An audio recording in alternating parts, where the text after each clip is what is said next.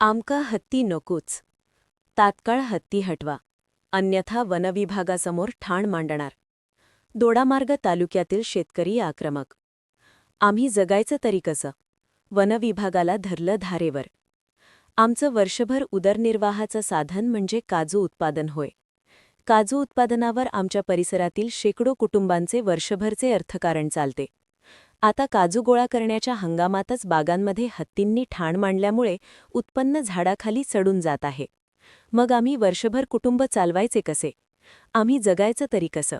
असा संतप्त आणि आक्रमक सवाल करत आमच्या पंचक्रोशीतून 4 दिवसात हत्तींना हटवा, अन्यथा आम्ही वनविभागासमोर ठाण मांडू, असा कडक इशारा दोडामार्ग तालुक्यातील कोलझर, झोळंबे, तळकट दशक्रोशीतील शेतकऱ्यांनी येथील वनविभागाला दिला. सध्या हत्तींचा कळप कोलझर भागात तळ ठोकून आहे. त्याच्या दहशतीखाली परिसरातील ग्रामस्थ शेतकरी आहेत. आज येथील उपवन संरक्षक कार्यालयात या संतप्त शेतकऱ्यांनी धडक दिली. उपवन संरक्षक मिलिश शर्मा मुंबईत गेल्याने या शिष्टमंडळाशी सहाय्यक उपवन संरक्षक वैभव बोराटे यांनी चर्चा केली.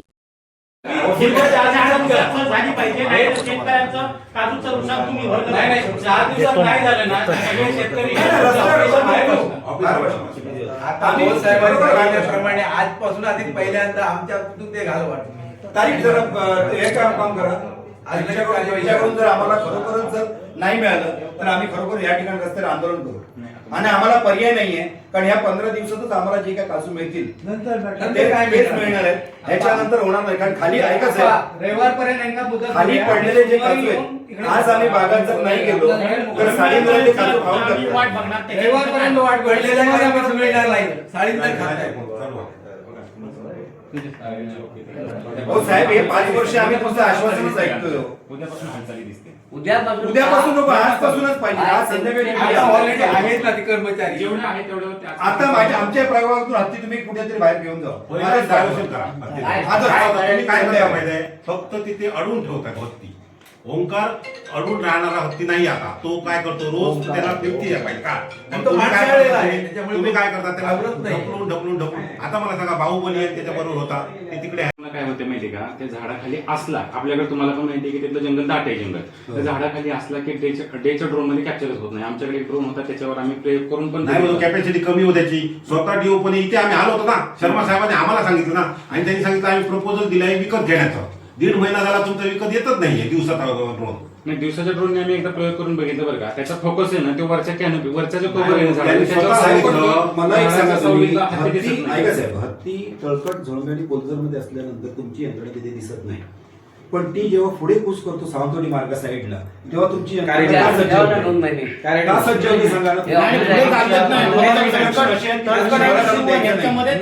तसं काही नाही बरं का. आमची एक फिक्स यंत्रणा आहे. त्यांच्या भागात तुम्ही काय केलं? नाही त्यांच्या भागात तुमची माणसं आहेत का? आहेत.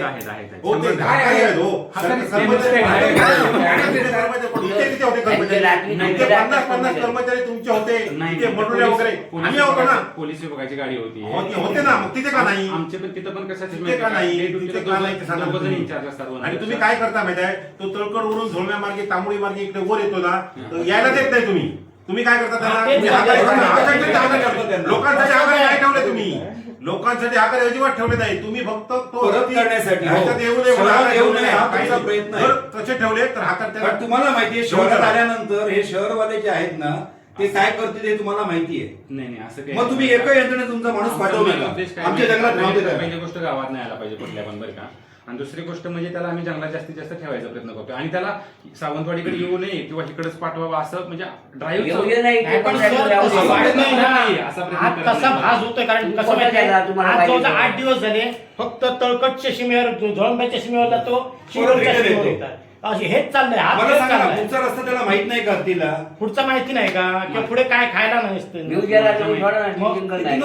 आमच्या सीमेवर तू का परतला जातो तेवढं सांगा. त्या सीमेवर मला आता जे माहिती ते सांगतो की झोळंब्याच्या तिथं काहीतरी तीव्र डोंगर आहे, त्याच्यामुळे तो क्रॉस करत नाही. काही नाही.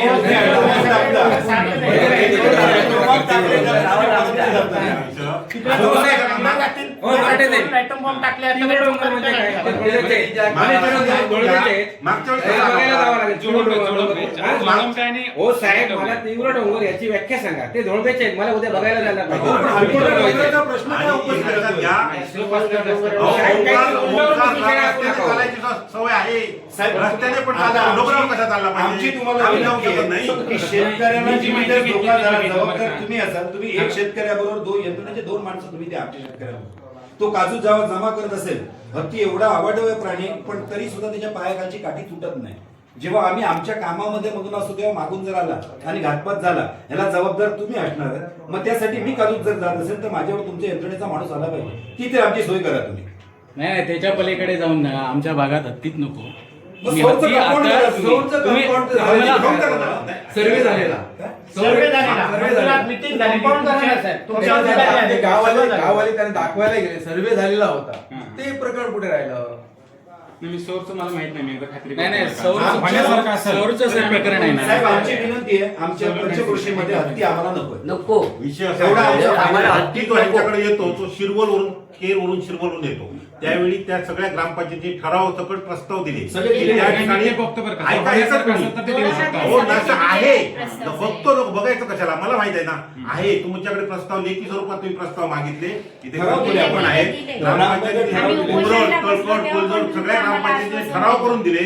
आणि तुम्हाला सांगितलं होतं केरच्या हद्दीने तुम्ही सौर कुंपण सौर कुंपण करा. करा. आणि तिराळी परिसरामध्ये सौर कुंपणला लोकांनी विरोध केला होता. आम्ही आमच्या लोकांनी विरोध नाही केला. आम्ही सांगितलं आमच्याकडे सौर कुंपण तुम्ही करा, कारण तो जो मार्ग आहे तो एकदा बंद जर झाला तर या ठिकाणी येणार नाही. परंतु ते झालंच नाही ना. आणि नको तिथे म्हणजे त्यांची मागणी नाही, जे विरोध करत होते तिथे तुम्ही केला सगळा. त्यांचं केल्याबद्दल आमचं म्हणणं काय नाहीये, परंतु गरज आहे तिथे. गरज आहे, मागतायत लोक तिथे तुम्ही करत नाही. साहेब, एक नारळाचं झाड आहे ना, एक नारळाच्या झाडात तुम्हाला सांगतो 7व्या वर्षी मेहनत केल्यानंतर 8व्या 10व्या वर्षी नारळ लागतो. तो नारळ जवळजवळ 150 वर्ष आम्हाला पोहोचतो. ते झाड तुटल्यानंतर तुम्ही 2,000-2,500 रुपये नुकसान भरपाई देता. मग तुम्ही माणसाची किंमत काय द्याल? आमचा एकच प्रश्न आहे की आमच्याकडे हत्ती येता कामा नये. तुम्ही काय डिसिजन घ्यायला तुम्ही घ्या. आणि आता जे काजूचं नुकसान होतंय, म्हणजे जे काजू शेतकरी जाऊ शकत नाही शेतामध्ये आणि आणलं जात नाही, त्याचं कोण एक तर क्षमती तुम्ही काय म्हणणार? हत्तीने केलं नाही म्हणणार, पण नुकसान होतंय ना आता शेतकऱ्यांचं. त्या काजू ते पण आहेत. आता ती दुसरी आपली तुम्ही सर्वे करा पाहिजे तसं. यंदा आम्ही काय करू शकतो? यंदा ऐका सांगतो, यंदा आमचं काय झालंय, तरी प्रायोगिक तत्त्वावरती आम्ही तुमच्या जागेवरती जाऊन वस्तुस्थिती तयार करतो आणि शासनाला अहवाल सादर करतो. हो साहेब. त्याच्यात की साहेब, कोणत्या ऐका. नुकसानीची किती दिवसात? किती दिवसात करा? एक तुमचे आम्हाला केस स्टडी तयार करायसाठी तुमच्याकडे 4-5 केसेस तक्रारी द्या. उद्योगपर्यंत किंवा आमच्या आमचं काजू- नाही, पण तक्रारीचा काय विषय आहे? गेली 5-10 वर्ष तक्रारीच होतोय ना. कुठला पण केस स्टडी करायला हा आजचा विषय आहे. एक कोऑर्डिनेटर कोणी पण हो, किती लोक मेले तुमच्या हत्तीमुळे? आतापर्यंत आणि कसलं हेच case study लोकं करत तुम्ही? करतात तुमच्या लोकांशी. आता तक्रार नाही होणार. नाही तर तुम्हाला तिथे फक्त शक्य होतं का? कागद जमा करतो. तुम्ही साहेब ना, आज संध्याकाळपासून आता दुपारनंतर करा. तुमची पाठवणीची मांडणी करा. आम्ही सगळे येतो. प्रत्येकाच्या बाजूचे सगळे काय. पण आता सर 2 वर्ष तुम्ही हेच सांगताय. उपयुक्त राहणार नाही. जर केस स्टडी सहित जर मांडलं की खरंच लोकांच्या म्हणण्यासहित की एवढं खरं नुकसान झालंय, आता काजूचा हंगाम पण चालू आहे. साहेब, हो, ऐका. आता करा, हे 15 दिवसाचा हंगाम चालू आहे जोरात. हे ह्या 15 दिवसात काजू आणला नाही ना, कलमाच्या काजू संपणार. साहेब, पुढे राहणार नाही. ऐका, यंदाच्या निसर्गाच्या परिणामामुळे आमच्याकडे 20% उत्पन्न आहे. ते जरी आमच्या हातातून गेलं तर आम्हाला खायला काय मिळणार नाही. आमचा तोच एक आधार आहे. 15 दिवसात साहेब काजू तरी राहायला पाहिजे की नको? हंगाम संपलाय. हत्तीमुळे तिकडे जात नाही लोक. उद्या आज दुपारपासूनच काम चालू करायला सांगतो. एक 8 दिवसात आमच्याकडे तुम्ही आम्ही यायला तुम्ही ठोस निर्णय सांगा, असं नको. आणि आमच्याकडून काय आम्ही ठोस एक निर्णय महिन्यात सांगा. वाढ आणि दुसरं मी काय म्हणतो, म्हणजे त्याला मॉनिटरिंग मध्ये ऐक नाही. सुधारणा करतो. जेवढं अॅक्युरेट लोकेशन देत आहे ना, त्याच्यासाठी मी सूचना देतो ऐकून घ्या. तुम्हाला. दुसरं काय विषय मागणी आमची महत्वाची आहे, त्यांना तुम्ही डायव्हर्ट करा पाहिजे. आजपासून तुम्ही माणसं लावून तुम्ही तो आमच्या आहे तिथे बघायचं, संध्याकाळी आहे की बघायचं, सकाळी माणसं लावा आणि डायव्हर्ट करा त्याला. साहेब, आमचं एकच काम चालू आहे. भेकुर्लीच्या जंगलात गेला, खडपड्याच्या जंगलात गेला ना तिकडे वर, तर तिकडे राहू शकतो ना तो. ते मधला मोठा जंगल पॅच आहे. मग हे तिकडे राहू शकतो. आज हे काय होतं? लोकवस्तीपासून लांब डायव्हर्ट करा. ते हे बरोबर. पर्यावरण तुम्ही रिटर्न त्याला इकडे घालवता ॲटम बॉम्ब टाकून. तुमची स्कीम आहे ना, आम्ही करू करावं लागते. साहेब, वन खात्याकडून आता फक्त आम्हाला मेसेज येतात की हत्तीचा वावर अमुक ठिकाणी आहे, अमुक. ह्याच्याशिवाय वन खात्याकडून काही प्रयत्न केले जात नाही. काही प्रयत्न केले जात नाही. हत्ती आहे जवळजवळ आता किती दिवस तरी झाले. आणि विषय असा आहे की पहिले आम्ही 2-3 तर तुम्हाला मागच्या वेळेस तुम्हीच भेटला होता आम्हाला, देव साहेब भेटले नव्हते. त्याच्यानंतर विषय असा आला की ह्या भागातले जे हत्ती आहेत ते तुम्ही सांगितलं होतं की तिराडीच्या परिसरात, जंगल परिसरात नेऊन सोडणार. एकदा तुम्ही प्रयत्न केला तसा का, परंतु आज परिस्थिती अशी आहे की ते हत्ती जे तिथे आहेत, हा जो परिसर आहे हा परिसर संपूर्ण काजू बागायती नारळ सपाटीचा परिसर आहे. का तुम्ही जी नुकसान भरपाई देता ती एकदम तुटपुंजी देता. नुकसान भरपाईचा हा विषयच नाहीये. विषय काय आहे की हा परिसरात जे हत्ती आहे त्या हत्तींना ड्राईव्ह करण्यासाठी तुमची यंत्रणा काहीही काम करत नाही, काही काम करत नाही. हा पहिला प्रश्न आमचा आहे. विषय कसा आहे, हत्ती तिथे आहे, तुमचे ड्रोन कॅमेरे इतर हाताळी येतात ते दिवसाचं रुटीन करतात. रुटीन म्हणजे कसं, हत्ती कुठे आहे ते बघायचं आणि त्याचा रिपोर्ट करायचा, मेसेज एक टाकायचा, लोकेशन सापडत नाही म्हणून टाकायचं. ह्याच्या पलीकडे काही होत नाही. आणि विषय असा आहे की ओंकार आणि जे 4 हत्ती आहेत ते त्या ठिकाणी अगोदर 1 महिना येऊन राहिल्यामुळे आणि आज पूर्ण लोकांच्या काजू म्हणजे हातातोंडाशी आलेलं उत्पन्न जे आहे ते उत्पन्न आज जाऊन शेतामध्ये आणता पडेल नाही. कसं जाणार शेतकरी जाऊच शकत नाही काजूमध्ये. कधी हत्ती येऊ शकतो, कधी आक्रमण होऊ शकतं. मग सगळ्या काजू ज्या आहेत ना त्या लोकांच्या काजू आणता येत नाही. करोडो रुपयांचं नुकसान त्या ठिकाणी लोकांचं होतंय. आज तुम्ही ते एक तर तुम्ही काय करत, हत्तीबद्दल नुकसान भरपाई तुटपुंजी देता, ते काय विषयच नाही. हत्तींना घालवायचा प्रयत्न करत नाही आणि शेतकऱ्यांना असलेलं उत्पन्न पण घ्यायला देत नाही. शेतकऱ्यांचं करायचं काय. आणि आता अगदी प्रेझेंट आता ड्रम वगैरे ठेवलेले आत्ता तोडून वगैरे टाकलेले आहेत. पण साहेब आता एवढे दिवस एवढे वर्ष हत्तीचा हा प्रश्न जटिल झालेला आहे. आपल्याकडून काय उपाययोजना करण्यात आली होच सांगा की तुम्ही बाबा ह्या गोष्टीवरती हत्ती प्रश्नावरती कुठचं पाऊल उचललं. फक्त काय शिरवत सीमेपर्यंत आणतात, तिथेच खेळ चालू आहे सगळं. आता मला सांगा ना, आमची पोटी वार्षिक वर्षावरती आज जे काजूचं उत्पन्न होतं तो जर शेतकऱ्यांना पैसा मिळतो वर्षावर आम्ही ते खातो. आणि आता ह्या सीझन मध्ये हत्तीच्या भीतीपुढे आम्ही जाऊ शकत नाही. तिथे तुम्ही मागे 100 कोटीचं कंपाऊंड करतो म्हणून आम्हाला असं आश्वासन दिलं होतं, ते तुमच्याकडून झालं नाही.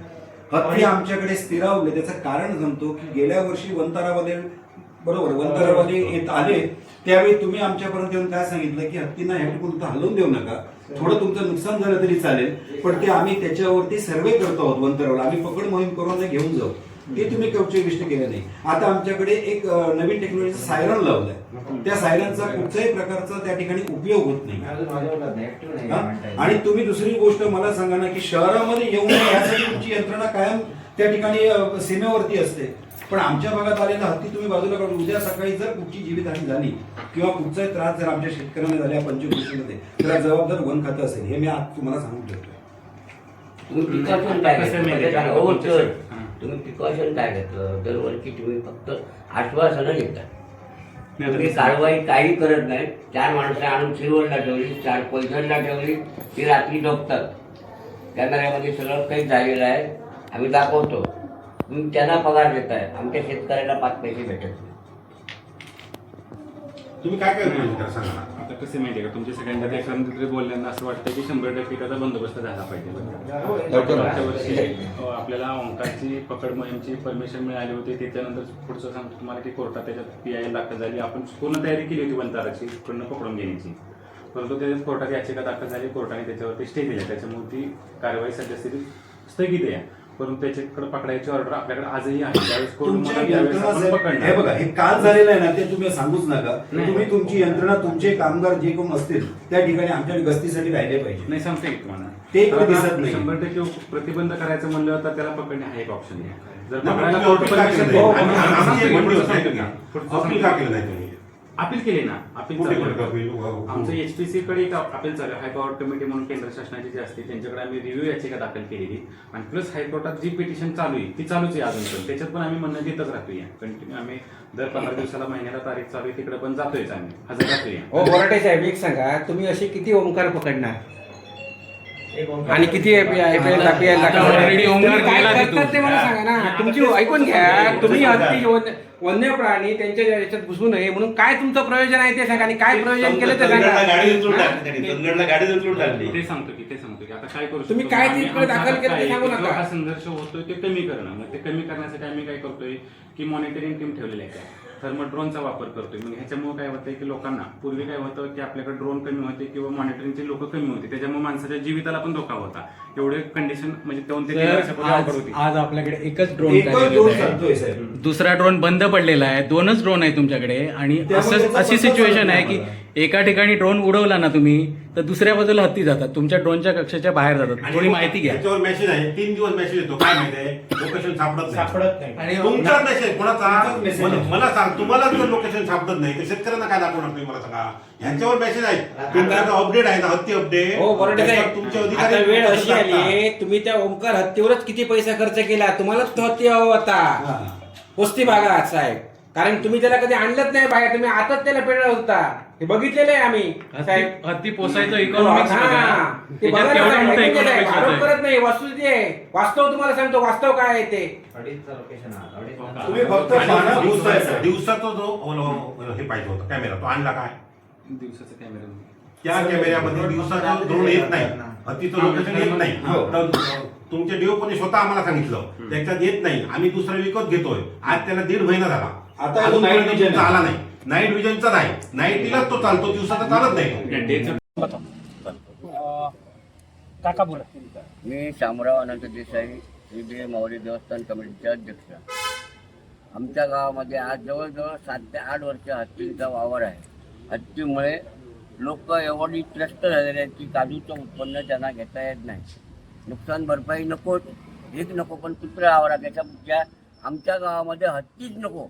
तुम्ही काय करायचं ते करा, पण आमच्या गावातून हत्ती इथून घेऊन जा, एवढी कृपा करा फॉरेस्टवाल्यांनी. नमस्कार, मी कोलजर सरपंच सुजन सूर्यकांत गवस.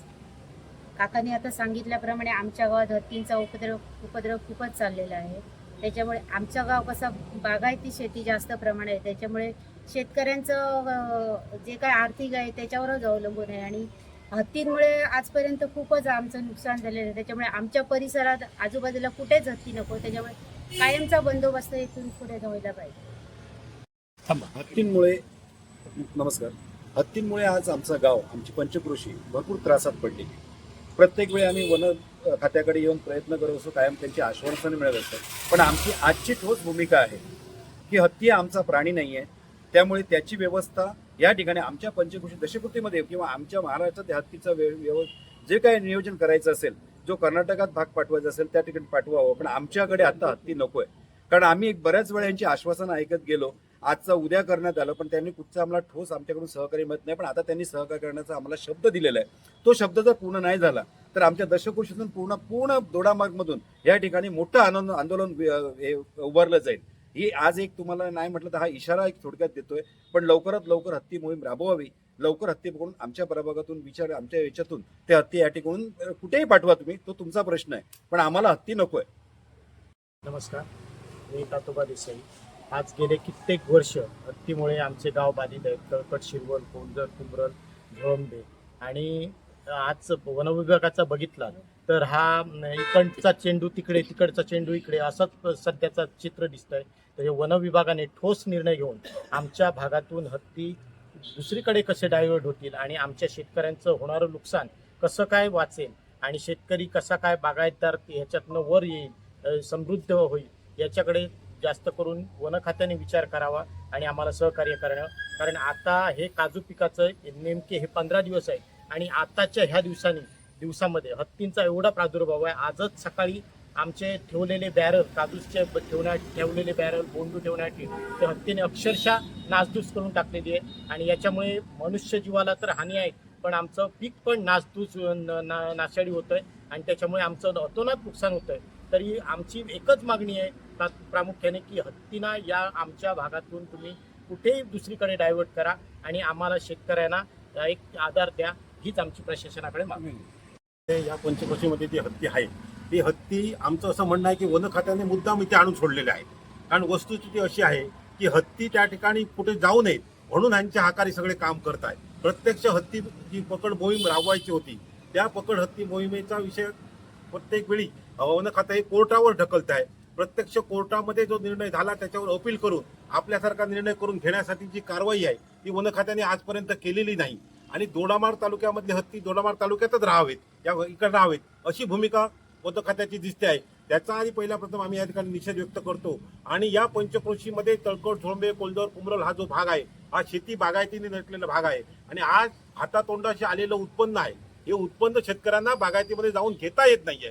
त्याचा नुकसानीचा अंदाज या पूर्णपणे यंत्रणेला नाही आहे. आम्ही आता या ठिकाणी मागणी केली की तुम्ही ती यंत्रणा राबवा, त्याचा अहवाल तयार करा आणि त्या नुकसानीचा सुद्धा या ठिकाणी उल्लेख या नुकसानी मार्फत करावा अशी मागणी केली.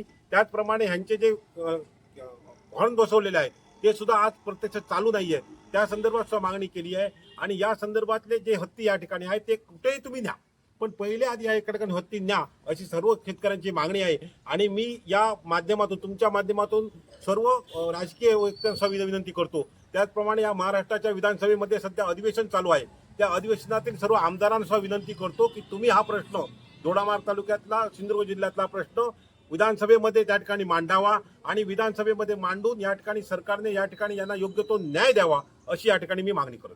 साधारण किती हत्ती आहेत अशा? आता आजच्या दिवसाला या ठिकाणी 4 हत्ती आहेत, परंतु बाहुबली आणि जे 3 हत्ती आहेत ते पण ह्याच हत्ती बरोबर या ठिकाणी होते. ते सुद्धा वर शिरवलच्या वर म्हणजे केर भागामध्ये आहे, पण त्याच परिसरामध्ये ते हत्ती आहेत. सर्व हत्ती हे त्याच परिसरामध्ये आहेत आजच्या घडीला आणि त्या हत्तीला डायव्हर्शन करण्यासाठी कोणतीही यंत्रणा या ठिकाणी यांच्याकडे नाहीये.